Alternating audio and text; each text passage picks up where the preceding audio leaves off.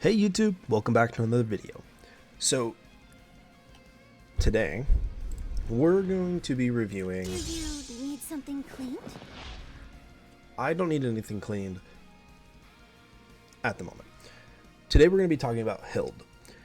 Hilde is a very fun character.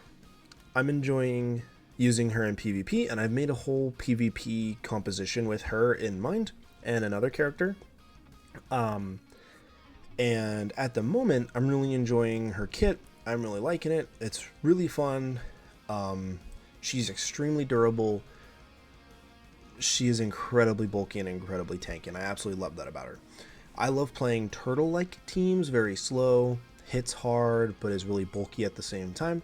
That's the kind of teams that I tend to like playing, and she fits that role pretty well. She is a defender and she's a phalanx, so not too unlike Christina.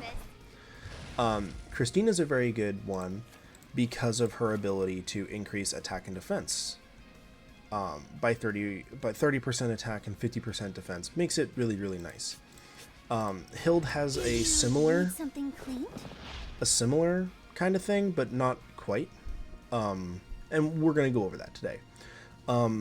So realistically, you're going to put her on a team with a couple different people, and I'll do that in my PvP video that I like to release.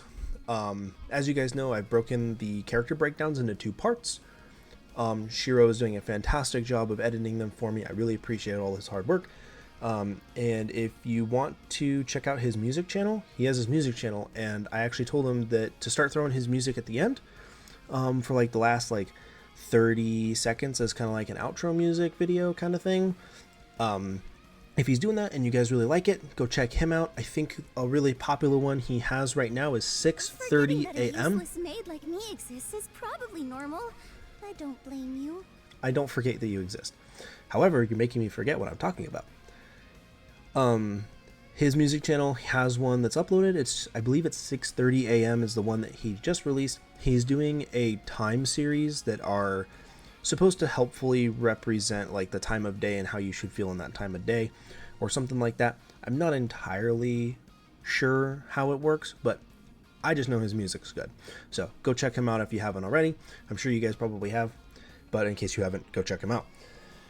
But like I said, he's doing a fantastic job with these. I'm loving his editing, and it's making my life a lot easier because I suck at this. So without further ado, we are going to be covering her skills. Yes, I know, I don't have them all the way maxed out yet, alright?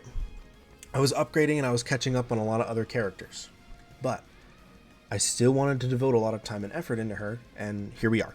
She is, as of right now, my strongest. Ignore the fact, if you guys were keeping track, my Gnosis Dahlia isn't up here, and that's because my Gnosis Dahlia is down here. A little spoiler for the PvP video for when we get to it. But regardless, this is her S1.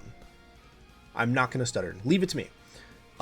Attacks an enemy, has a 100% chance once you max it out to activate a dual attack from the ally with the highest attack if the target's max health is lower than the caster's max health. So if she's hitting into somebody with a smaller max health as her, she will trigger the dual attack from the ally with the highest attack.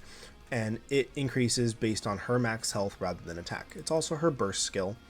If you burst at level 1, it's a guaranteed dual attack, which it will be if you max it out. But level 1, you don't really use it unless you're hitting like a world boss. Level 2 is kind of nice because you have that increased effectiveness, which is super helpful if you're running like a debuff team with like Iota or Gnosis Nella. What's funny is she's immune to Gnosis Nella, however, she's a really good counter to her and really good support for her. Which is kind of cool. Also 3 turns burst effectiveness. Kitsune of Eternity is effectiveness based, so this is another way to increase your effectiveness damage with her skills. And at level 3 it activates dual attack with 2 allies rather than just the 1, which in my opinion 2 is better than 1, like it always is. So it's really solid, it's really nice. It's a really good burst one. I believe the cost of it is pretty cheap as well. I think it's like 80, 120, 160, I believe.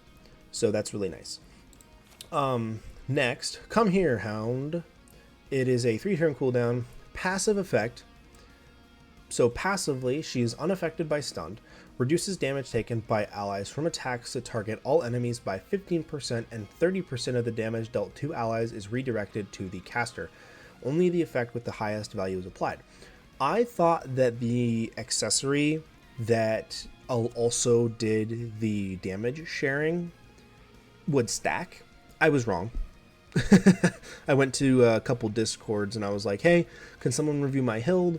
You know, I'm going to be doing a video soon, want to make sure that she's looking good. Someone said, you're wasting the accessory slot, use something else. So I did. I changed it up. And I'll show you guys that here in a moment. And then... Never mind. I'm probably even more useless than the trash on the streets.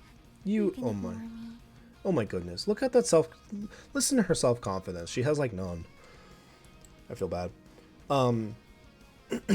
So you do this passively, and then her triggered effect, when you trigger it, after being hit. So anytime she gets hit, uses Come Here Hound on the enemy with the lowest max health. So she's going to probably pick a squishy like Nadia or like Valentine. She's going to pick something squishy. Demiurge Vlada has a 100% chance to inflict Petrified on the target for 1 turn. The skill's damage dealt increases proportional to max health instead of attack. Again, that's all of her skills. All of her skills are going to do max health rather than attack. It's really nice. Being able to get that Petrified is super helpful. It is a really nice way to shut down a fast target, which is realistically who you're going to be hitting with this, because you're hitting the enemy with the lowest max health. Well, a lot of your max health on your characters, like if I were to look through here, realistically, I think Rey has a pretty low HP. I mean, she has 8,800. Christina has 19. I mean, Air even has 11. 11, 15, 15, 87. Like, so realistically, she's not going to hit your tank or your strikers. She's probably going to be hitting your mages or your rangers, which is exactly where you realistically want to be hitting. Something cleaned? Which is a good way to help break that up.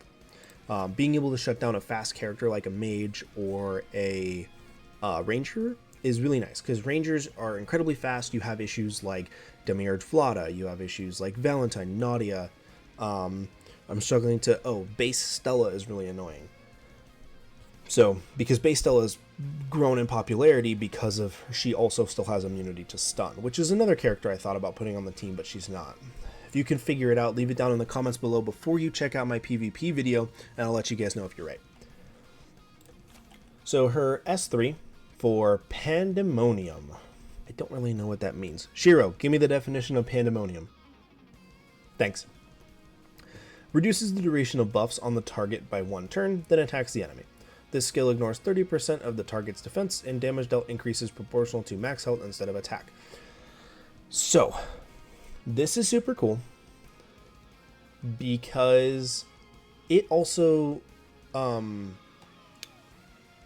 Monad Eva's invincibility field, this works on.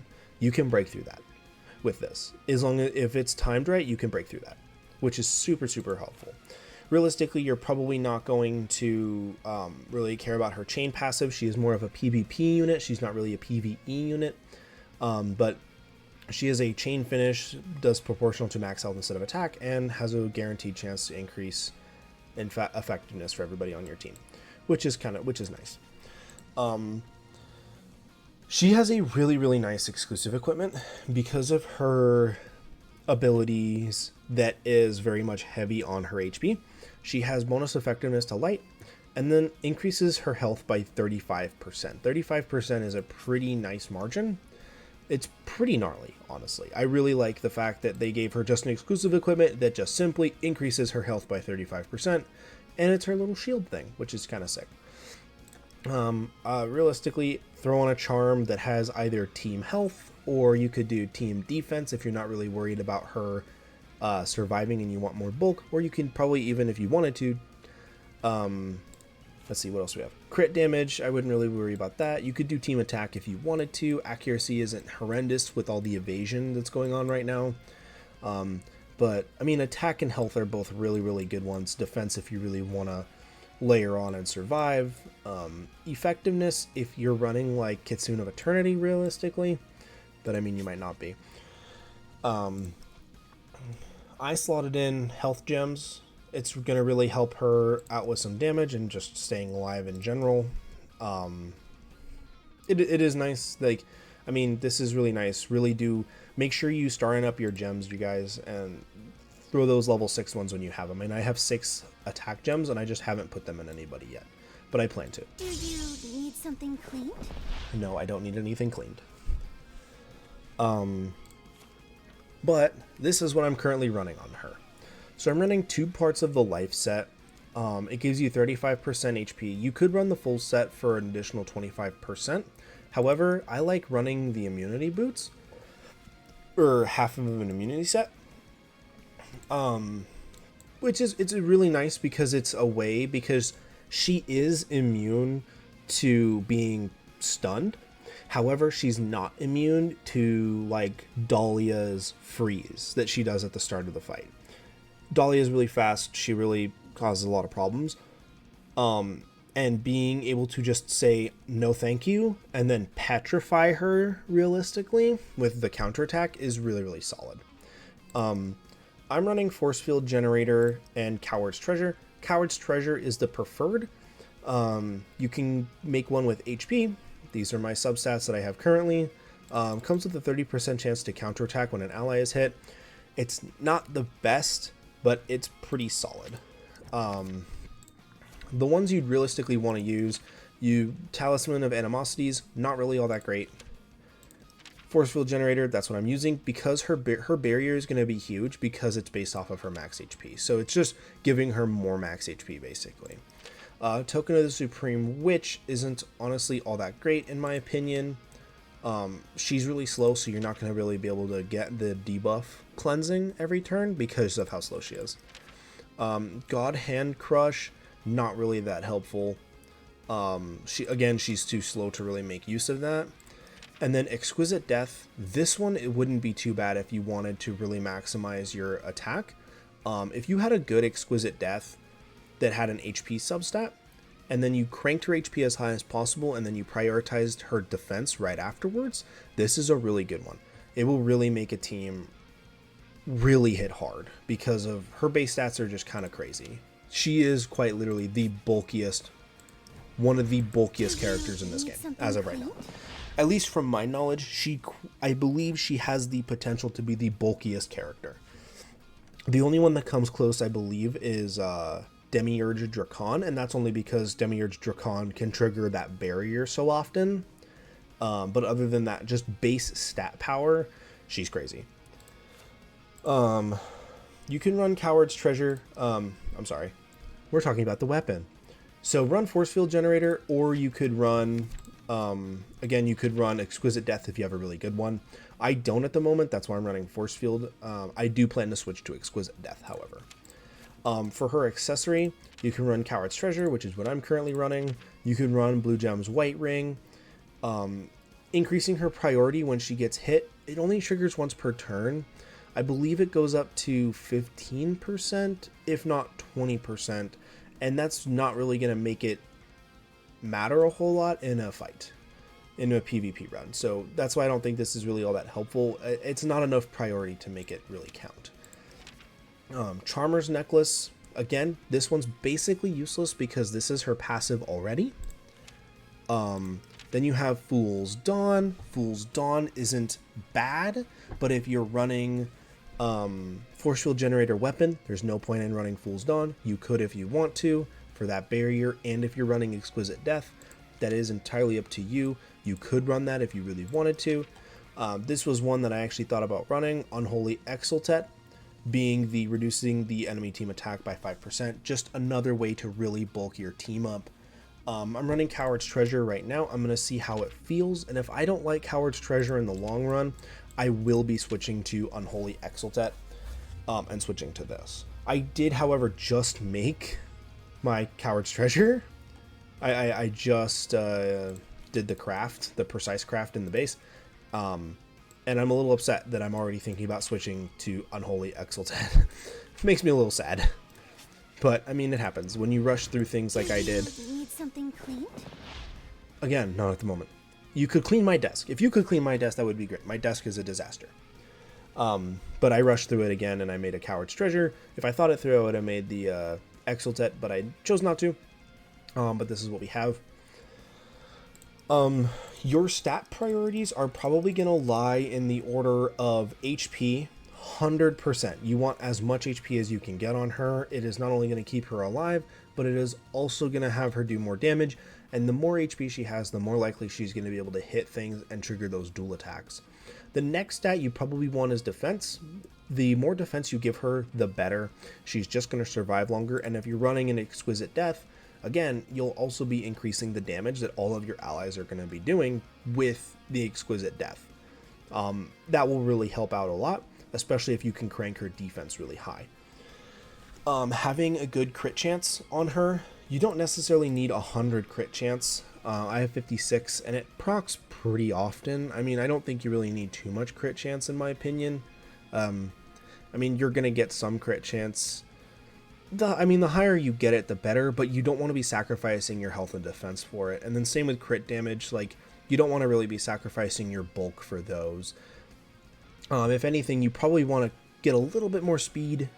I have a little bit more work to do for her when it comes to speed. Again, I have to redo, probably, I'm waiting for a better weapon, and I'm waiting for a better accessory to really show her off. Because what I'll do is I'm going to do the video tonight to show you guys her potential in PvP, and then when I get the better equipment, I'll probably revisit her later, when I have her better built. That's my only thing. But again, stat priorities, probably HP, defense, some crit chance and some crit rate. Don't sacrifice your bulk. Throw some speed on her. Maybe some accuracy. Again, she doesn't have that great of accuracy. And you really don't want to be dealing with people evasiveness, dodging everything. It's really annoying not being able to hit, and then because if you can't hit, you can't crit, and it's really frustrating. But after accuracy, like, that's kind of realistically it. You're not really going to be able to crank her effectiveness all that high, probably. But again, health, defense, crit damage, and crit chance, and then throw some points in speed. Shiro, if you could put up a list of those stats right there for people to screenshot, that would be great, because you can screenshot it. That way you can save it for later and use it. You can just take a screenshot and keep it as like a little guide of like the stats. So yeah, that's going to be the end of this part. The second part will be coming out shortly, showing her off in PvP with a custom PvP team that I made specifically for her to show her off. And when we release that, I hope you guys are aware of that. Make sure you hit that bell right next to that subscribe button if you found this enjoyable. And if you liked it, please leave a comment down below. Let me know that you liked it. Interact with the video in any way, shape, or form. I promise I have nothing else to do with my life. I will respond to you as soon as I can. And that's going to be it. I hope you guys enjoyed. I hope you found it entertaining and maybe learned something. I will see you guys. Maid like me exists is probably normal. I don't blame you. I didn't forget that you existed. However, you're interrupting my outro, so stop it. I will see you guys in the next one, and I hope you guys catch me in another video. Peace.